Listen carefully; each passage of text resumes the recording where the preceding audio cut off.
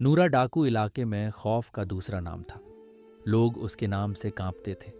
सूरज ढलते ही दरवाजे बंद हो जाते, गलियों में सन्नाटा छा जाता और लोग अपने बच्चों को हिदायत देते कि अगर बाहर जाओ तो नूरा का नाम भी मत लेना। नूरा का मतलब था लूटपाट, जबरदस्ती और जुल्म। वो राहगीरों को लूटता, दुकानदारों से जबरन वसूली करता और किसी पर भी रहम नहीं करता था। उसके लिए न तो इंसान की जान की कोई कीमत थी और न ही किसी की इज्जत की।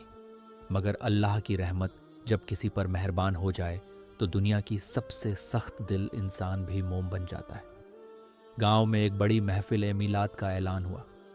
गांव वालों ने सोचा कि इस बार एक बड़े आलिम दीन को बुलाया जाए जो हमारे प्यारे नबी की जिंदगी पर रोशनी डाले। तैयारियां जोर शोर से शुरू हो गईं, मगर तभी एक खतरनाक खबर आई। गांव के कुछ कदियानियों ने धमकी दी, अगर ये महफिल हुई तो अंजाम बहुत बुरा होगा। गांव वाले घबरा गए। कुछ ने कहा, क्यों बेवजह जान मुसीबत में डालें, इस बार मीलाद नहीं करेंगे। जब आलिम दीन गांव पहुंचे तो लोगों ने उन्हें रोक लिया। मौलाना, महफिल मनसूख कर दी गई है। क्यों? हमें धमकी दी गई है, हमारी जान खतरे में है। आलिम दीन ने गहरी सांस ली और बोले, अगर ये मसला सिर्फ तुम्हारा होता तो मैं समझौता कर लेता, लेकिन अब ये मेरे नब्बी की शान का मसला है। ये महफिल तो हर हाल में होगी। गांव में सन्नाटा छा गया। किसी के पास कोई जवाब नहीं था, सब डरे हुए थे। आलिम दीन ने पूछा, इस इलाके का सबसे ताकतवर आदमी कौन है? लोगों ने बिना किसी हिचकिचाहट के जवाब दिया, नूरा डाकू। आलिम दीन अकेले नूरा डाकू के डेरे पर पहुंचे। सुना है तुम बहुत ताकतवर हो। मौलाना, ताकतवर तो नहीं, लेकिन लोग मुझसे डरते जरूर हैं। आज हमारे प्यारे नब्बी को तुम्हारी जरूरत है। मेरे नब्बी को मुझ जैसे गुनहगार की क्या जरूरत।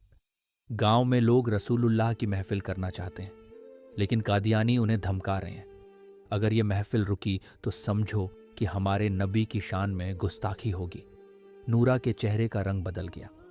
उसकी आंखों में गुस्से की चिंगारी जल उठी। मैं डाकू हूं, गुनहगार हूं, मगर बेगैरत नहीं। अगर किसी ने मेरे आका की शान में गुस्ताखी करने की कोशिश की तो सबसे पहले मेरी लाश गिरेगी।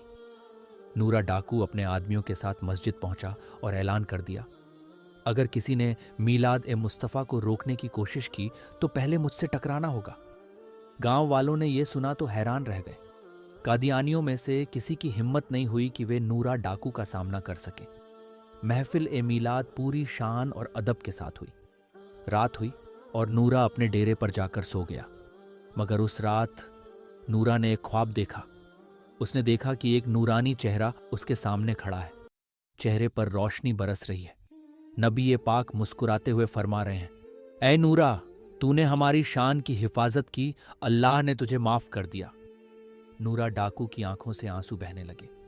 उसने आगे बढ़कर अपने आका के कदमों में गिरना चाहा, मगर उसकी आंख खुल गई। सुबह हुई तो नूरा एक बदला हुआ इंसान था। उसने अपने आदमियों को बुलाया और कहा, आज से नूरा डाकू मर चुका है। अब मैं सिर्फ अल्लाह और उसके रसूल का बंदा हूं। उसने अपने सारे हथियार तोड़ दिए, तौबा कर ली और अपनी बाकी जिंदगी दीन की खिदमत में गुजार दी। अल्लाह की रहमत हर एक के लिए है, चाहे कोई कितना ही बड़ा गुनहगार क्यों ना हो। अगर उसकी नीयत सही हो और वह सच्चे दिल से तौबा कर ले तो अल्लाह उसे माफ़ कर देता है और उसकी ज़िंदगी बदल जाती है। अगर आपको ऐसी ही दिल को छू लेने वाली इस्लामिक और नैतिक कहानियाँ पसंद हैं तो हमारे चैनल रियाज टीवी को ज़रूर सब्सक्राइब करें। यहाँ आपको रोज़ नई और ईमान अफरोज़ कहानियाँ मिलेंगी जो आपके दिल और रूह को सुकून देंगी।